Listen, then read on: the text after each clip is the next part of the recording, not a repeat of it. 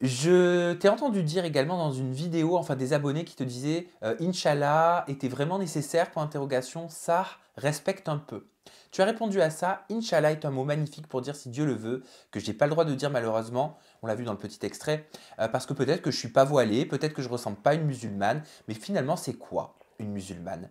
Parce que ça se voit pas à l'extérieur, la piété ne se voit pas à l'extérieur, ta pratique ne se voit pas sur TikTok. Mm, J'ai aimé ces mots. Je les ai trouvés forts et ils amènent à réfléchir. tout à fait. En fait, quand j'ai commencé les réseaux, je me suis pas posée en tant que salut, je suis une rebeu. Dans ce cas-là, si j'avais dit des Inch'Allah, Mashallah, ça passerait crème parce que bah, c'est courant, c'est quotidien, c'est normal. Moi, je me suis positionnée, salut, je ne vous dis pas ce que je suis. Et j'avais beaucoup de commentaires, t'es rebeu, t'es espagnole, t'es française, t'es quoi? Et je répondais jamais, je faisais exprès parce que je voulais pas qu'on me mette dans une case. Je déteste le mot case déjà, je veux pas qu'on me mette dans une catégorie. Sauf que bah, tu continues à faire des vidéos et là, ta culture prend le dessus. Et j'ai envie de dire des mots Inch'Allah et Mashallah et tout ça. Ça sort tout seul, Ça quoi. sort tout seul, ça va dedans. Et la langue arabe, elle est riche et elle peut décrire, enfin, elle a beaucoup de mots, même trop marrants. Et j'ai envie de les utiliser. Et en fait, bah, tu as des gens qui pensent qu'il faut être rebeu ou faut ressembler à une rebeu pour les utiliser, ou qui pensent que c'est des mots religieux. Or non, c'est pas religieux. Allah, c'est Dieu, Dieu pour tout le monde en fait. Et cette communauté, elle est très très difficile quand on leur parle de religion.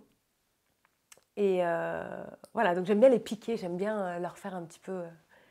Voilà, j'aime bien les piquer, j'aime bien jouer avec eux. J'ai l'impression que c'est dans ton ADN, hein. Tu, tu, non, c'est pas de l'humour, mais t'aimes aller là où les autres n'iraient pas forcément. J'aime déranger.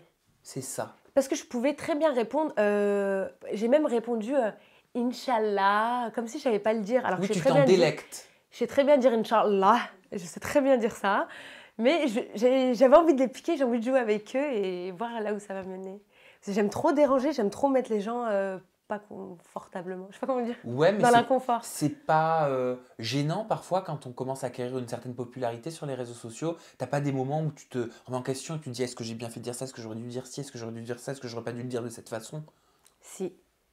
Si, en fait, quand tu avances dans les réseaux sociaux et quand tu commences à avoir une petite notoriété, tu as un phare, en fait, tu as la responsabilité de, moi, des filles, beaucoup de filles, euh, et du coup, tu peux plus dire de conneries, parce il y a des filles qui vont te DM, mais meuf, non, attends, attention à ce que tu viens de dire, c'est blessant, nous, les filles, on n'est pas comme ça.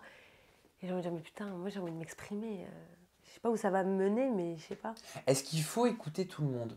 Non, il faut s'écouter. Il faut prendre des conseils, mais il faut s'écouter soi. Et c'est très très difficile parce que tout le monde te donne son avis. Mais tout le monde n'est pas pareil.